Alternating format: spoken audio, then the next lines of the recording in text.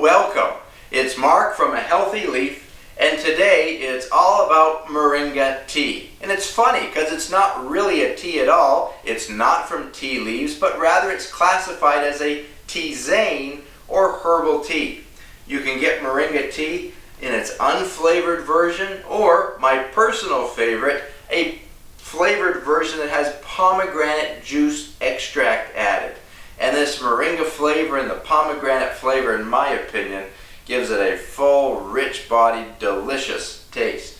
If you're going to drink it in the unflavored version, I would recommend adding lemon or ginger or both to it, and you might even enjoy putting a little bit of honey in with the tea. When I drink the pomegranate tea, I don't add anything to it at all. Now, Dr. Oz calls Moringa tea, even though it doesn't have any caffeine, he calls it, I love this, an energy blaster. Moringa leaves are so full of vitamins and minerals and phytonutrients. It's just this incredibly dense nutrient source. And Moringa leaves, both fresh and dried, also have an extremely high antioxidant activity. In fact, Moringa has over 46 different antioxidants in it. And in 2012, Brunswick Laboratories tested a dried Moringa leaf powder, and they found it to have the highest oxygen radical absorption capacity, or ORAC score, of any food they'd ever tested. It beat out matcha tea, turmeric, and even acai, and something like red wine, for instance, had an ORAC score of 3,600. Moringa had an ORAC score of 157,000. Off the charts, the highest they had ever tested.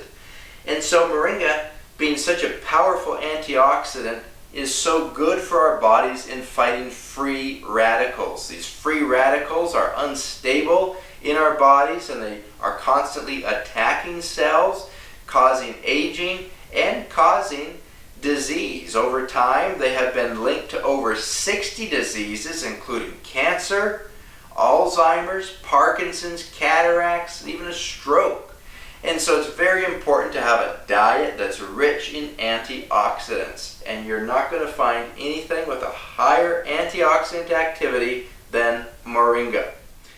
Now, one of the antioxidants in Moringa, a flavonoid named epigallocatechin 3-gallate, or EGCG, is a very powerful antioxidant.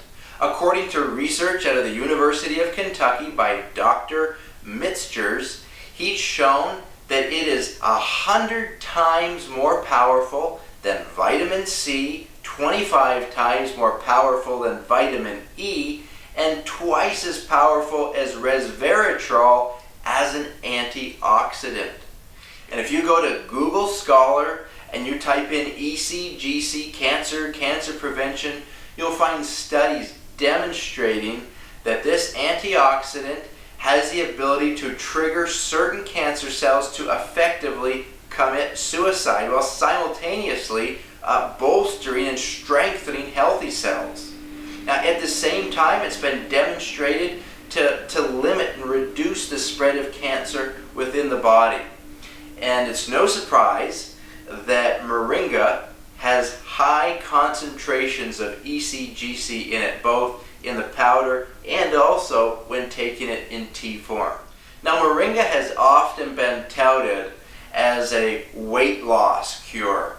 And this has been overstated and overplayed, in my opinion, tremendously. But that being said, studies have shown that consuming high levels of EGCG, what would be equivalent to 3, 4 or more cups of Moringa tea a day, taking in EGCG at those levels have actually boosted metabolism by 4% or more.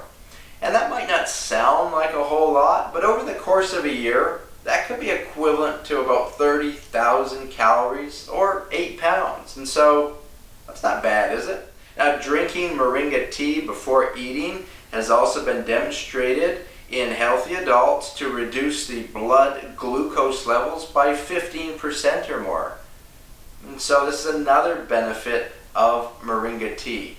Now when it comes to brewing moringa tea, you really have two options. You can do a cold brew, so you just take cold water and pour it on the tea bag, and you let that sit preferably for at least 2 hours in the fridge, but if you can, leave it overnight. And so this is a cold brew method to retain the nutrients and keep from exposing the moringa leaves to any heat. But if you're going to use hot water to brew the tea, here's a trick I use.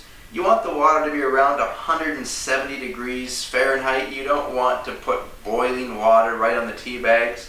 And so I've already heated this water up, but what I would normally do is I would boil the water, but before it gets to the boiling stage, you start seeing steam come off the top of the water, and as soon as you see that steam rising, pour the water on the tea then. It's approximately 170 degrees.